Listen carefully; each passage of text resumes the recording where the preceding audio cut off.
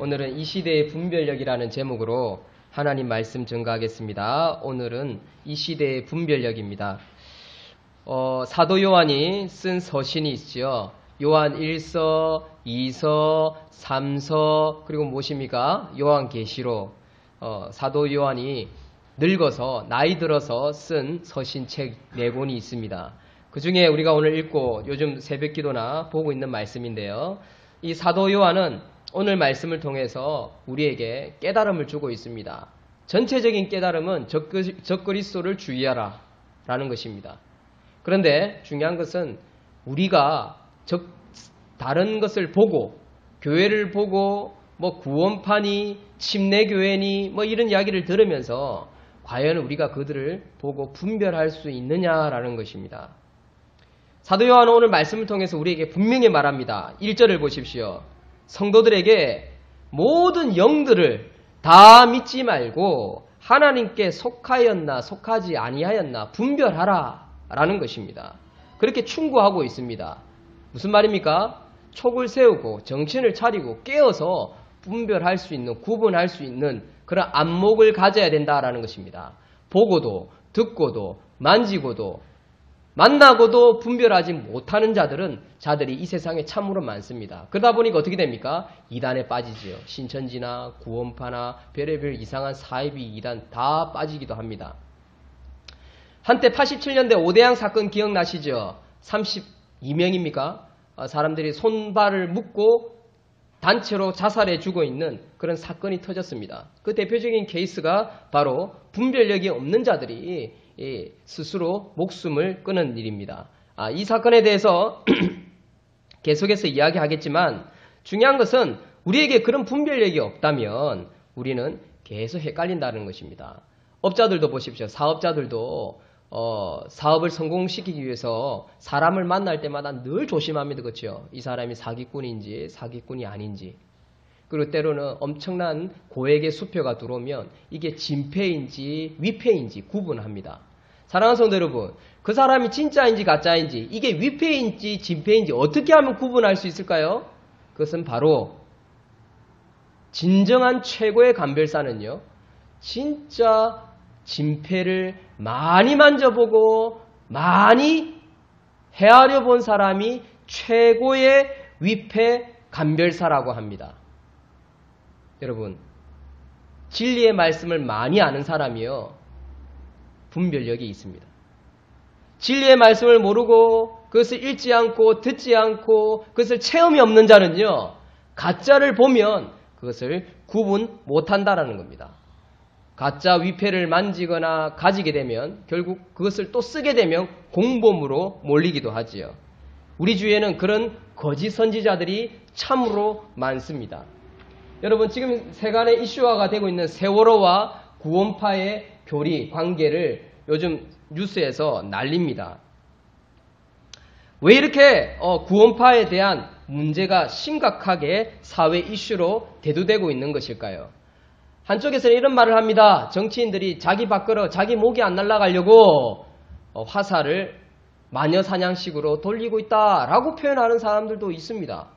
또 이들도 살아남기 위해서 백악관에 10만 명의 왜 정치인은 종교를 탄압하는가라고 하면서 10만 명이 구원 운동을 펼치는 그런 내용도 있습니다. 그런데 좀 조작이라는 이야기가 많이 나와 있습니다. 왜 이렇게 세간의 세월호와 구원파 문제에 대해서 이렇게 떠들썩할까요? 이 구원파가 무엇인지를 알아야 합니다. 구원파. 이 구원파는 1992년에 77차 총회에서 이단으로 규정한 집단입니다. 특정한 이상한 구원관을 가지고 있음으로 말미암아 여러 가지 연구하고 재판한 끝에 이 이단 맞다라고 결론을 내린 집단입니다. 이 구원파는요. 크게 3개파로 나누어지는데 서로 교제하거나 교류하는 건 아닙니다. 박욱수 지금 살아있지요. 구원파입니다. 소천섭, 권신찬이 여러분들 잘 알고 있는 것처럼 오대양 사건에 연루되어 있는 목사입니다. 그리고 그의 사위가 여기에 유병헌 회장입니다. 이요한 이렇게 5명의 구원파 교파를 이루고 있습니다. 이들은 침례회라는 이름을 씁니다. 침례교단이 있다 보니까 침례회라는 이름을 쓰는데 침례교단하고는 전혀 관련이 없다라는 것을 이 시간에 이야기를 드립니다. 이들은 한마디로 이단이고 사이비라고 할 수 있습니다. 사이비와 이단은 좀 다릅니다. 그러나 좀 쉽게 하기 위해서 어쨌든 한마디로 적그리스도라고 이야기할 수 있습니다. 오늘 성경에 나오는 것처럼 적그리스도 무엇입니까? 예수님을 대항하고 온전한 교회, 정통교회의 교리를 대항하는 적그리스도, 하나님을 대항하는 자. 이들도 예수 이야기하고 하나님 이야기합니다. 그런데 왜 이들이 이단이고 왜 이들이 문제냐? 이 권신찬 구원파는요, 오대양 집단 사건에 연루되어서 사회에 이슈화가 되었지만 결국 무죄 판결이 났습니다. 이 세월호 구원파 이 권신찬은 유병언이 사위입니다. 그런데 이 실체가 어떻게 되느냐? 한동대에 있는 정도섭이라는 외래 교수가 이 유병언 회장과 교제가 있었다고 합니다. 과거 종교 활동을 같이 했다고 합니다. 그래서 구원파라는 사실을 알게 되어서 이렇게 만류를 했죠. 그리고 또한 이 유병언 씨가 종교 방송의 부국장으로 있었다고 합니다. 그런데 설교 가운데 이단적인 설교를 함으로 말미암아 결국 그가 전국 기독교인의 항의에 대해서 항의함으로 말미암아 해고되어졌습니다. 그런데 이 사람이 해고되어지고 나서 목회 일을 이제 그만두고 나서 무엇에 손댔냐면 사업을 하기 시작했습니다. 사업을 시작을 했는데 이 교인들로 하여금 주식을 사게 해서 이 사업이 성공하기 시작했어요. 그리고 교인들의 그 임금을 착취하고요. 영국 대사관에 근무하면서 이제 세무그룹을 키워가기 시작했습니다. 그리고 한강 유람선을 주도권을 쥐고 운영하기 시작했지요. 그래서 큰 그룹으로 만들어갔습니다. 세를 불려가고 그리고 그가 운영하는 것은 정상적인 운영이 아니라 오직 돈과 부를 늘려가는데 그리고 노동을 착취하는데 구원파라는 한 또 종교단체를 만들어서 쓰기 시작했다는 것입니다. 오대양 사건은 우리 어린이들이나 젊은이들이 모르니까 좀 간단하게 한번 설명하겠습니다. 1982년에 8월 29일 날 경기도 용인군에서 남녀 시체 32구가 발견되어졌습니다. 집단 자살로 결론이 난 것입니다. 87년에 일어났지만 89년과 91년에 세 차례의 재수사가 이루어졌습니다. 너무나 큰 건이었기 때문에 그렇습니다. 이 교주인 박순자가 주도해서 사람들을 다 죽였다는 것입니다. 왜 다 죽였냐? 예수님이 이제 곧 오시니까 우리 재산도 필요 없고 빨리 종말을 준비해야 된다라고 하면서 다 재산을 거두고 함께 자살해 죽은 것입니다. 그런데 문제는 종교 문제연구소인 탕명한 목사님을 중심으로 문제 제기를 했습니다. 집단 자살로 보기에는 의문점이 많다. 근데 그 뒤 배후에 이 유병언 씨가 있다라고 했지만 결국 무죄 판결이 났던 것입니다. 그래서 지금 현재 뉴스에 구원파와 세월호 오대양 사건이 연루되어져서 막 이야기가 나오고 있는 것입니다. 그리고 구원파에서는 하는 말이 우리를 오대양 사건과 연루짓지 마라. 우리는 그거와 상관없다. 우리를 종교 탄압하려고 하지 마라. 라고 하면서 검찰과 대치하기도 했지요. 그런데 이 구원파가 주는 문제가 무엇이냐? 그것을 지금부터 이야기하려고 합니다. 이 구원파는요, 이 청해진 해운 운수 실질적인 소유인 유병언 전 세무회장 일가를 비롯해서 대부분의 해운 직원이 90% 이상이 이 구원파의 신도들이라고 합니다. 그리고 신도가 아니더라도 다 이 구원파 교육을 받았다라고 합니다. 어떤 교육을 받았느냐? 그 이야기를 우리가 알아야 이게 이단이고 완전히 하나님의 복음을 망각하고 교회에 해를 끼치는 적 그리스도였구나 라는 것을 알게 되어지는 것입니다. 그래서 우리가 구분을 해야 되고 깨닫게 되어지는 것이라 할 수 있습니다. 그래서 이 세월호는 전부 90% 이상이 특히 핵심 임원들은 구원파의 핵심 인물이라고 할 수 있습니다. 헌금도 많이 내고 돈도 많이 내고 막 재산도 바치고 맹추종하는 거죠. 그러니까 못 잡는 거예요. 지금 지금 여수에서 발견됐다고 하는데 그래도 못 찾았습니다. 갑자기 소렌토가 나타나서 경찰을 갖다가 가로막아가지고 결국 못 잡았다고 합니다. 그러니까 맹추정하는 거죠. 왜 어쩌다 이렇게 신도들이 세뇌되어졌을까요? 첫째는 잘못된 교리에 있습니다. 교리 3가지만 이야기하겠습니다. 교리의 문제점을 한 15가지 이야기를 하는데 이 5가지 다 이야기하다 보면 우리가 핵심을 놓치잖아요. 핵심을 놓치기 아니기 때문에 딱 3가지로 제가 간추려서 이야기를 하겠습니다. 첫째, 구원파 교리는요. 어떻게 구원을 얻느냐, 자기들이 어떻게 천국 갔느냐, 예수 그리스도라는 분에 대해서 깨닫기만 하면 구원받는다는 것입니다. 깨닫기만 하면. 아하, 그렇구나. 그냥 당신 구원받았습니다. 이게 다입니다. 그런데 우리 개신교, 성경, 복음, 칼빈주의는요. 깨달음이 아니라 오직 믿음, 오직 은혜로 구원을 받고요. 성도의 견인. 견인은 무슨 말이냐? 견인차 아시죠? 차가 고장나거나 주차되어 있으면 어떻게 합니까? 견인차가 와서 견인해 가버리죠. 구원은 하나님에 의해서 끌려간다는 것입니다. 그게 성도의 견인입니다. 이 하나님에 의해서 끌려가는 것은 예정론과 연관되어져 있습니다. 이것을 설명하면 복잡하지만 어쨌든 확실히 구분을 하면 깨달음에 의해서 구원받는 게 아니라는 것입니다.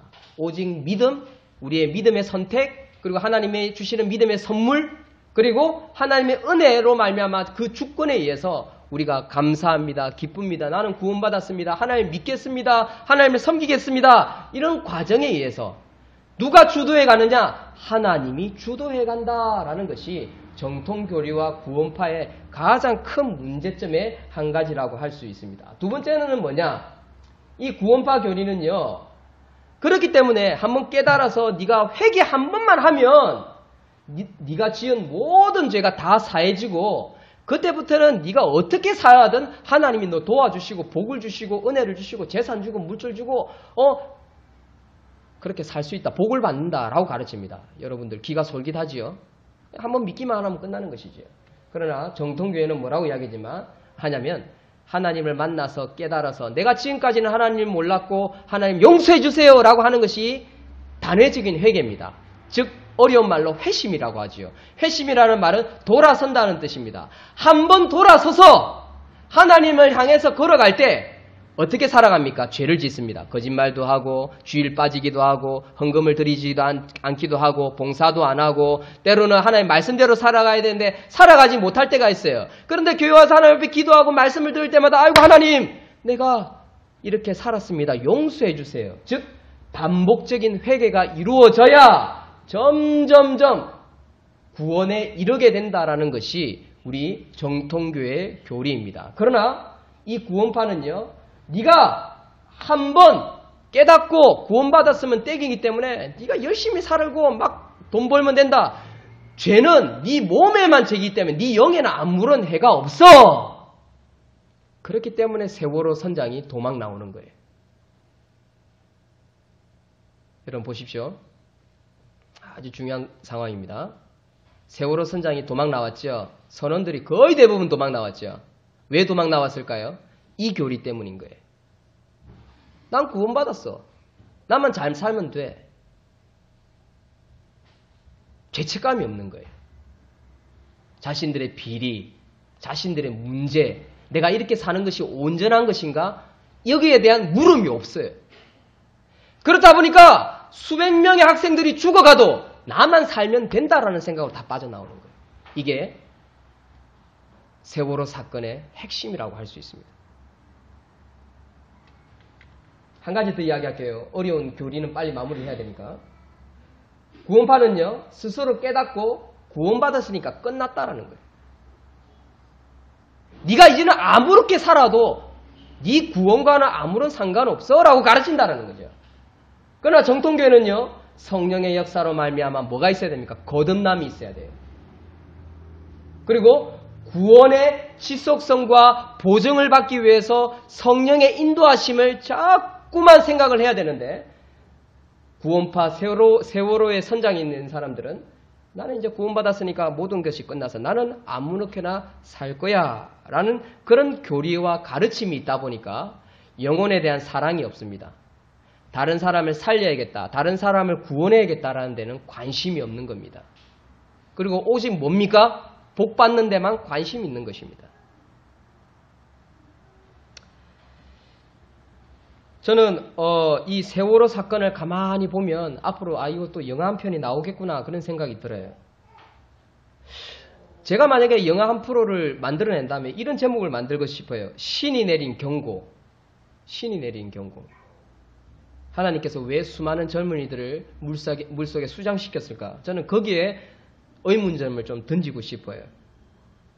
그것은 바로 적그리스도뿐만 아니라 오늘날 그리스도인들이 깨어있어야 됨에도 불구하고 깨어있지 못하는 데 있다라는 그런 어떤 관점이 저에게 조금 있습니다.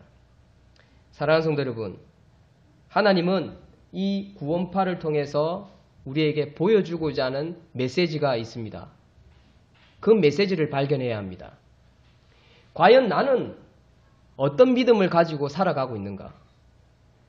혹시 그런 생각으로 살아간다면 이 구원파인 세월호 선장이나 유병헌 씨나 그냥 재산과 자신의 과거는 아무렇게 생각하지도 않고 오직 자신만 살 궁리를 하면서 끊임없이 검찰과 대치하고 도망다니면서 어떤 변명도 하지 않고 도망만 다니고 있는 이유가 뭘까요? 자기가 살겠다는 거죠. 자기가.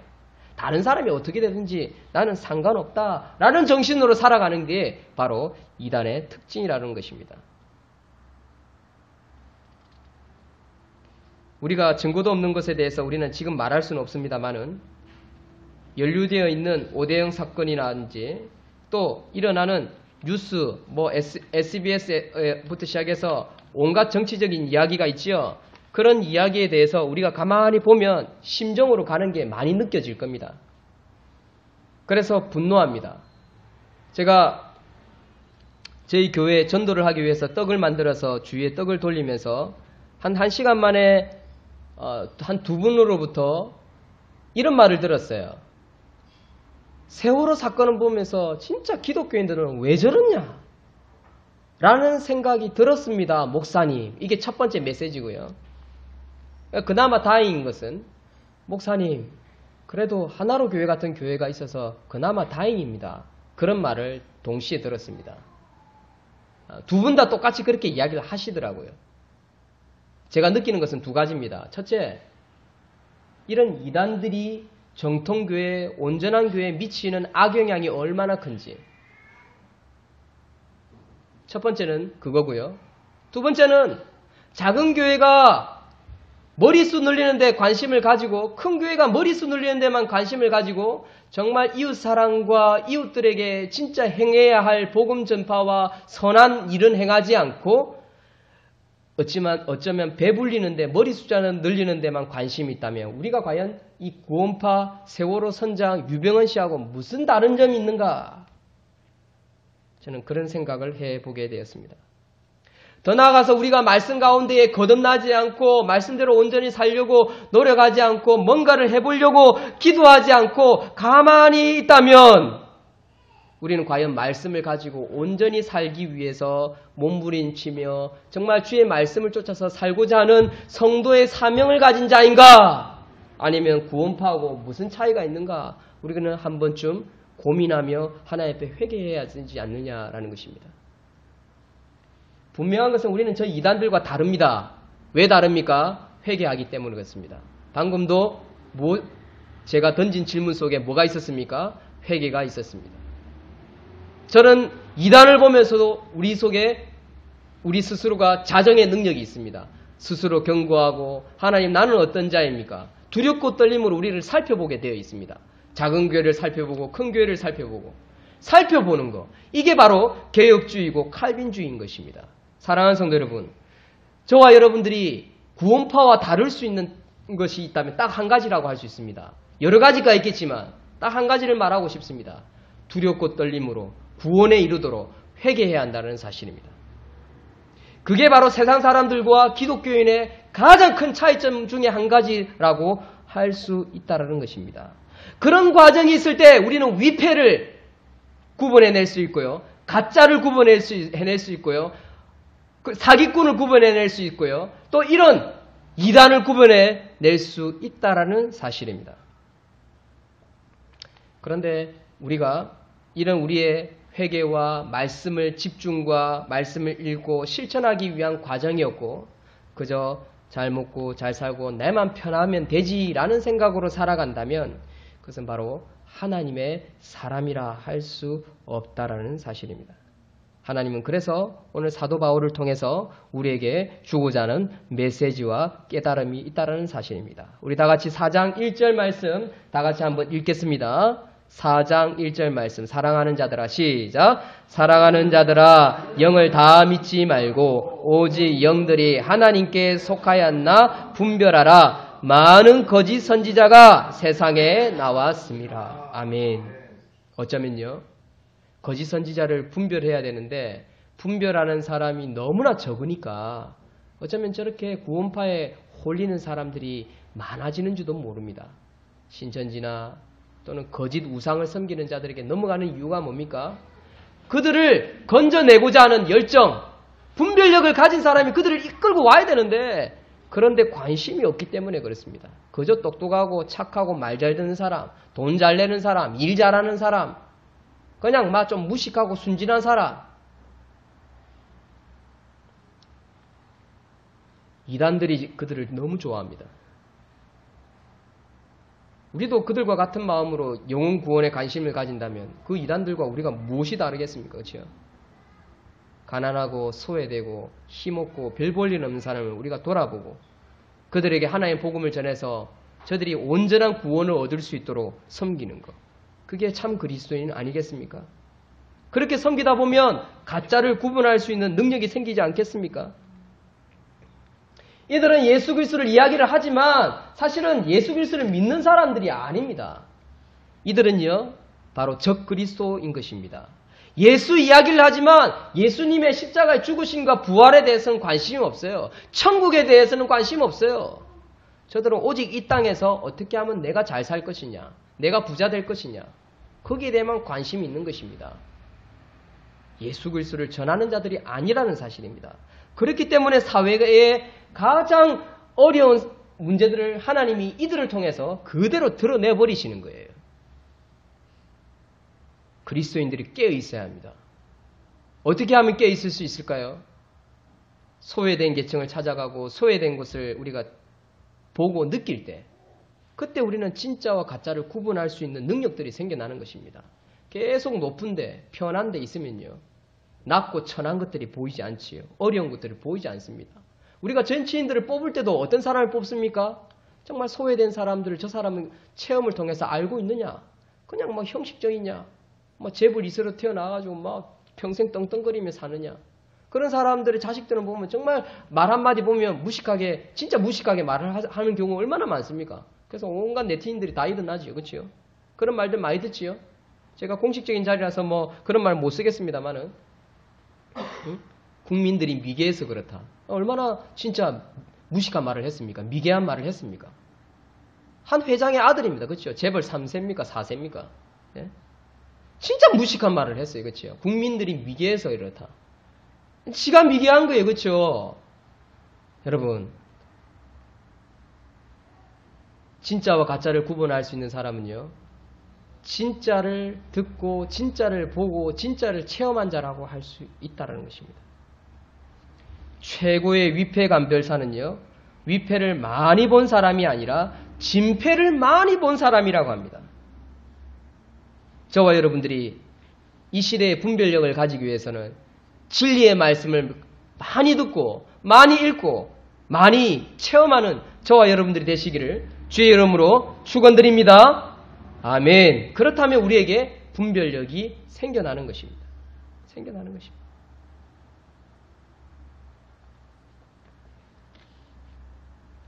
우리 다 같이 2절 말씀 한번 읽겠습니다. 2절. 4장 2절 말씀입니다. 이로써 시작. 이로써 너희가 하나님의 영을 알지니 곧 예수 그리스도께서 육체로 오신 것을 시인하는 영마다 하나님께 속한 것이요. 3절. 예수를 시인하지 아니하는 영마다 하나님께 속한 것이 아니니 이것이 적그리스도의 영이니라 오리라 한 말을 너희가 들었거니와 지금 벌써 세상에 있느니라. 아멘. 초대교회 때 이미 이단들은 활개를 펼쳤습니다.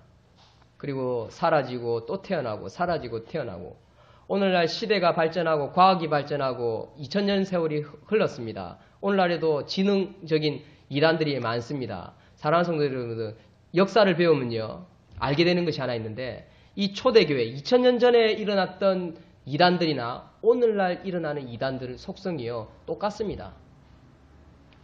똑같습니다. 이게 섞이고 합쳐지고 떨어지고 막 이게 막 혼합되어지고 막 이런 거 있지요. 다 똑같습니다. 무슨 말이냐? 적그리스도 예수를 아는 것 같지만 예수 이야기를 하는 것 같지만 그들은 예수님을 모르는 인정하지 않는 자들이라는 사실입니다.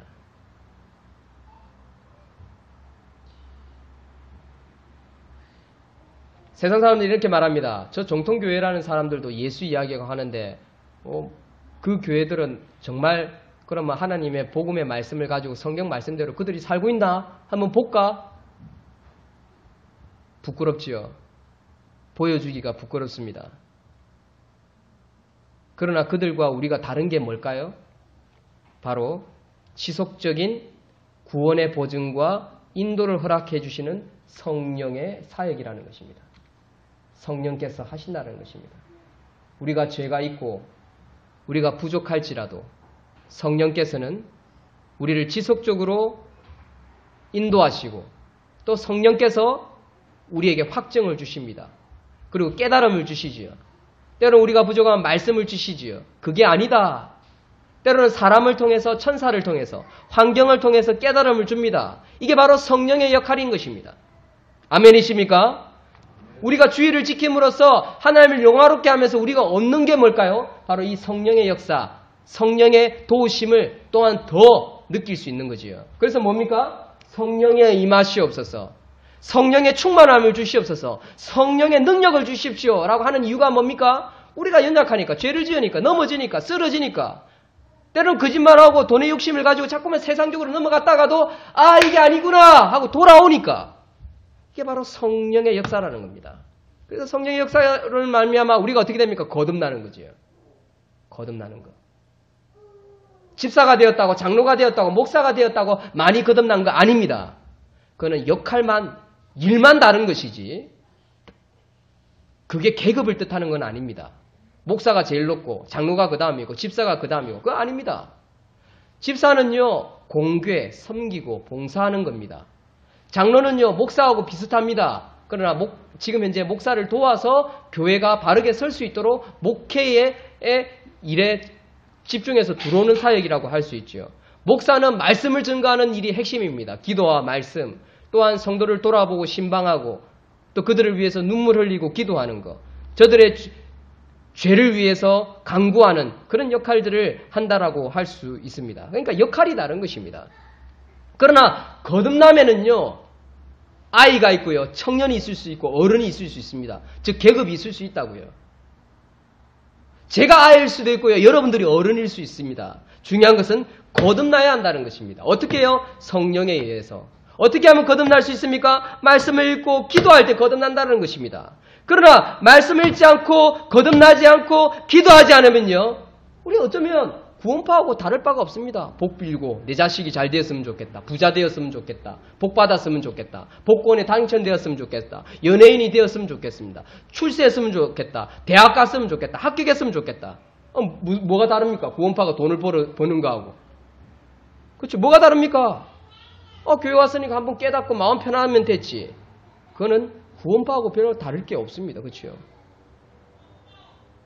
사랑하는 성도 여러분, 구원파는요 자신이 구원받았다고 스스로 판정합니다. 그러나 구원의 확신은 믿음의 확신으로 나타나는 것이 정통교회의 핵심이라고 할 수 있습니다. 좀 어려운 말인데 이 구원의 확신과 구원의 단계를 보면 구원은요 전인적인 구원입니다. 또 어려운 말 써서 너무 미안합니다. 전인적인 구원이 뭐냐? 지성으로, 감성으로, 또한 자신의 의지를 가지고 믿음의 확신을 가지는 것이라고 할 수 있습니다. 이게 구원의 핵심입니다. 전인적인 구원. 그냥 감정만으로 되는 것도 아니고요. 이해했다고 깨달았다고만 되는 게 아니고요. 내가 믿겠다라고 믿겠다 결단을 했다고 해서 이 구원에 오는 것이 아니라는 거죠. 세 가지입니다. 첫째 깨달음, 지성. 두 번째 마음으로 느껴져야 돼요. 아, 기쁩니다. 감사합니다. 행복합니다.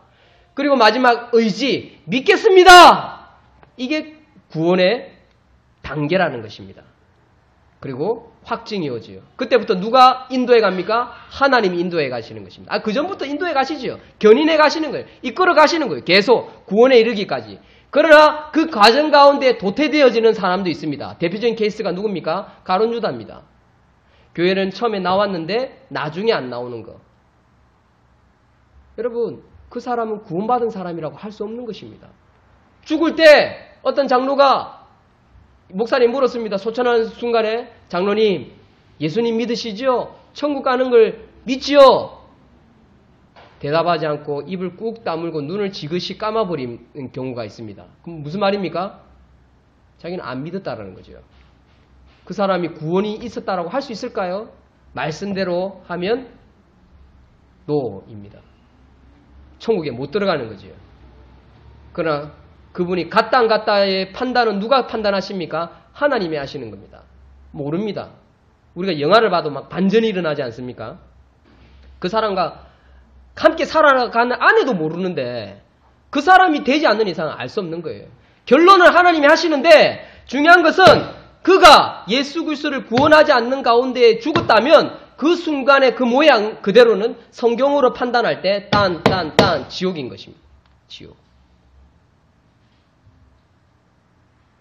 의지가 필요합니다. 감성이 있어야 합니다. 그리고 깨달음이 있어야 한다는 것입니다. 그런데 그렇지 않고 구원판처럼 자신의 깨달음과 독단적이고 배타적인 믿음을 가지고 단회적인 회개만 한 번만 있다면 결국 자기 자신밖에 모르는 저런 사람이 되는 것입니다. 저런 사람이 되니까 누가 욕 다 듣습니까? 하나님 욕 다 듣고 교회가 욕 다 듣는 겁니다. 교회가 어쩌다가 이렇게 하나님으로부터 세상으로부터 손가락질 받고 빛을 잃고 소금의 짠맛을 잃게 되었습니까? 교회가 분별력을 점점 상실하고 있으니까 그런 모양들이 나타나니까 결국 더 이단이 활개치는 것입니다. 그래서 사도 요한은 우리에게 깨어있으라, 영을 분별하라, 혼돈하지 마라, 흔들리지 마라 라고 끊임없이 이야기하는 것입니다. 오늘날 많은 그리스도인이라고 자칭 그리스도인들이 있지만 그러나 속아서 넘어가는 그리스도인, 가짜 그리스도인들이 너무 많다 보니까 결국 하나님의 영광이 가려져 가고 있는 것입니다. 그러나 사랑하는 성도 여러분, 온전한 믿음을 가진 자들에게 이렇게 말씀하십니다. 4장 4절 읽겠습니다. 4장 4절 자녀들아 시작.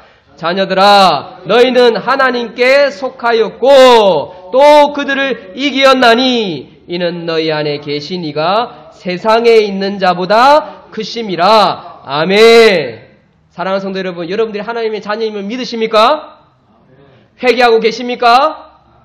예, 아멘 하셔야 합니다. 만약에 그렇지 아니하였다면 하나님 회개하겠습니다 라는 고백이 여러분들이 있어야 한다는 것입니다. 다시 한번 묻겠습니다. 여러분들 하나님의 자녀이십니까? 회개하십니까? 여러분들 성령께서 여러분들 인도하심을 믿습니까? 아멘. 여러분들의 의지가 필요하다는 것이죠. 그러나 대충 그러면 여러분들 구원에 대해서 다시 한번 확인해 봐야 합니다. 내가 과연 천국 갈 것인지 못 가는 건 자인지 생각해 봐야 한다는 것입니다. 사랑하는 자녀들아 너희는 하나님께 속하였고 또 그들을 이기었나니 이는 너희 안에 계신 이가 세상에 있는 자보다 크심이라. 여러분 하나님이요 세상보다 더 큽니다. 우리가 세상을 보면요 의리의리하지요. 여행을 다니거나 돈을 엄청나게 가진 사람들을 보면요 얼씬도 못하지요. 그 사람들 상종도 못하지요. 놀랍지요. 세상이 두렵지 않습니까? 상관을 만나거나 또는 뭐 국회의원 또는 어떤 힘 있는 법조인들이나 이런 사람들 한번 만나보십시오. 우리 민간인들은요 그런 사람들 만나면요 근처 얼씬도 못합니다. 그렇죠? 말도 못 섞지요. 그렇죠? 그래서 막 능력이 되고 싶어가서 한 계단 밟아가지 않습니까? 돈도 벌고 돈으로 뭐 그것도 하고 그렇죠?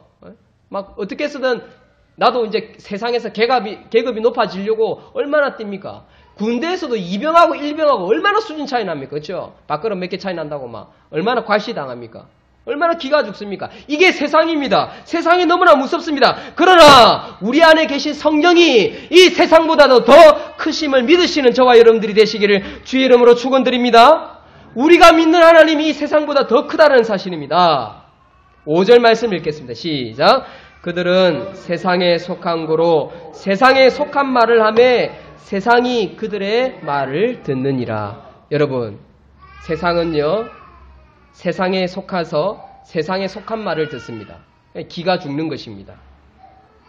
사랑하는 성도 여러분, 그리스도인들은 그런 것에 두려워할 필요 없고 놀라할 필요도 없고 무서워할 필요도 없고 주저할 필요도 없습니다. 우리는 누구만 두려워하면 됩니까? 하나님만 두려워하면 됩니다.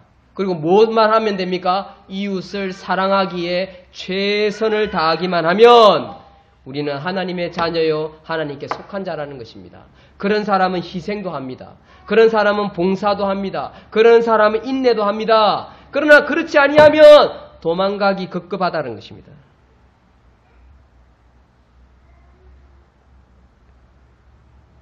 (6절) 말씀 읽겠습니다. 시작. 우리는 하나님께 속하였으니 하나님을 아는 자는 우리 말을 듣고 하나님께 속하지 아니하는 자는 우리 말을 듣지 아니하나니. 여러분, 하나님께 속하지 않는 자는요, 하나님의 말씀을 전하는 사람의 말을 무시하고 안 듣습니다. 하나님 속하지 않죠.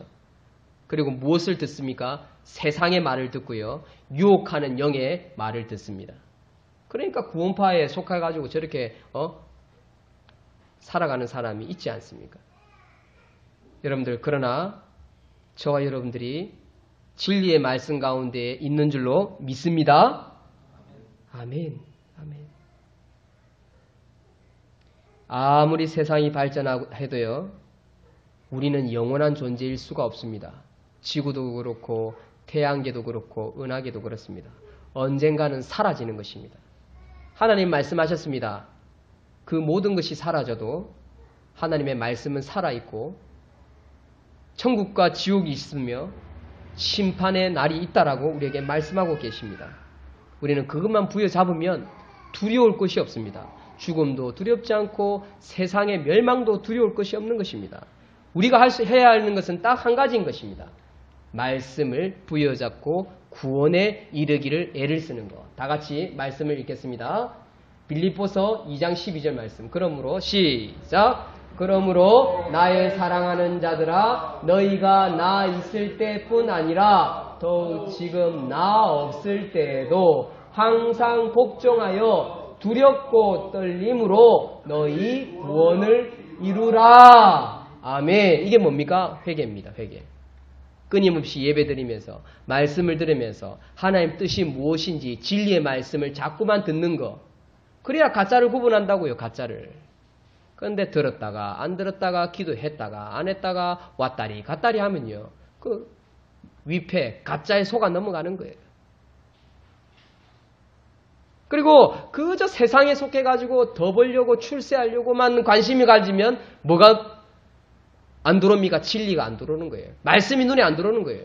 그러나 위기 가운데, 어려운 가운데, 고통 가운데, 가난 가운데, 힘든 가운데, 좌절 가운데에 하나님을 만나고 말씀을 읽을 때에, 낮고 천한 곳에 오신 그 예수님을 만날 때에, 아, 이게 진짜구나. 아, 이게 진짜였구나. 진짜구나. 진짜구나.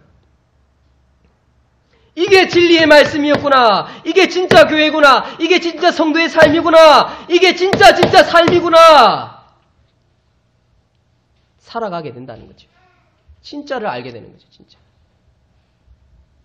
진짜를 안 사람은요, 이웃을 보게 됩니다.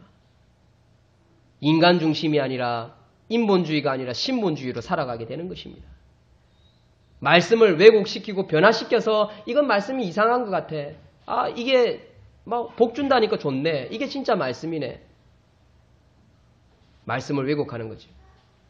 봉사하라, 섬겨라, 오른밤을 받으면 왼밤을 돌아내라. 왜요? 내가 뭘 잘못했는데 왜 내가 왼뺨을 맞아야 됩니까? 겉옷을 달라고 하면 속옷까지 내줘라. 내가 내 코가 습자인데 뭘 속옷까지 줍니까? 내가 가진 거 이거밖에 없는데, 내 먹고 살기도 바쁜데 이렇게 말씀을 왜곡하게 되는 것입니다. 그게 바로 인본주의입니다. 그러나 신본주의는 말씀을 순종하는 거죠. 하나님 그렇게 못했습니다. 용서해 주십시오. 어떻게 하면 그렇게 살 수 있습니까? 하나님 도와주십시오. 이게 바로 믿음의 사람이라는 것입니다. 하나님 현재 힘들고 어렵지만 한번 해보겠습니다. 이게 뭡니까? 믿음을 가진 자의 자세와 기도라는 사실입니다. 회개할 때, 거듭남이 있을 때, 성령의 역사가 있을 때 이런 결과가 나온다는 것입니다. 사랑하는 성도 여러분, 오늘 말씀을 다 증거했습니다.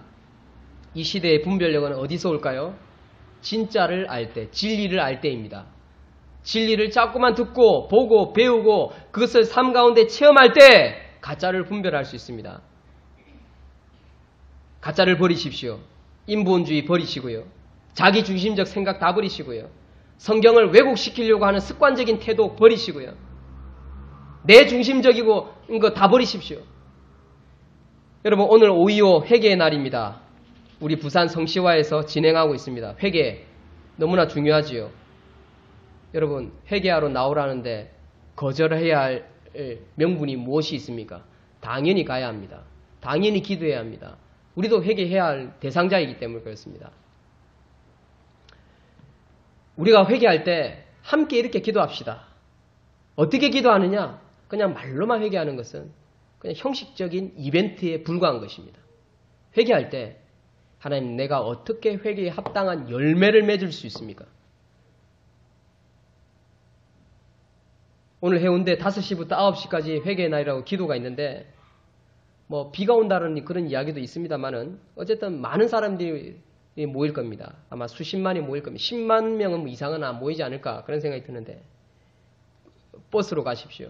많은 사람들이 모일 것입니다. 어쨌든 그곳에 가서 다른 사람이 어떻게 기도하든 그 신경 쓰지 마십시오.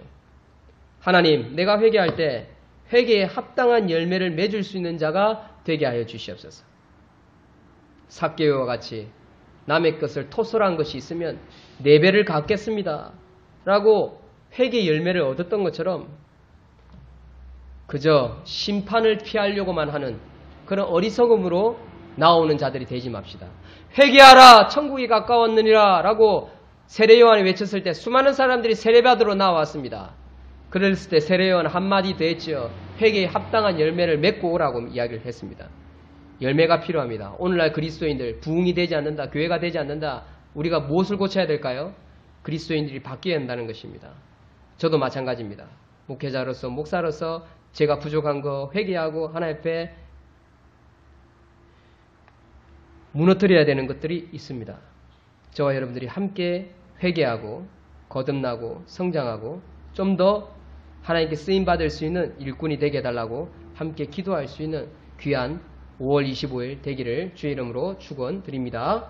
아멘. 기도하겠습니다. 하나님 아버지, 이 시대를 분별하는 분별력을 우리에게 가르쳐주고 있습니다. 그 분별력은 진리의 말씀을 온전한 것을, 옳은 것을, 바른 것을, 진짜를 볼 때에 우리는 분별력을 가지게 될 것입니다.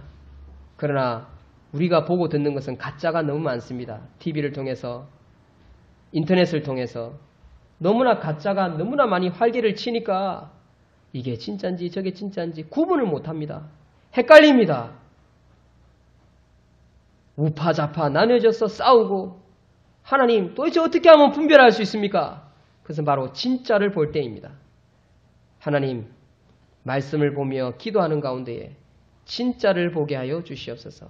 삶 가운데 체험하면서 진짜를 느끼게 하여 주시옵소서. 그래서 분별하여서 하나님 뜻을 행하고 실천하는 주의 백성 되게 하여 주시옵소서. 이 모든 것 예수님 이름으로 기도드립니다. 아멘.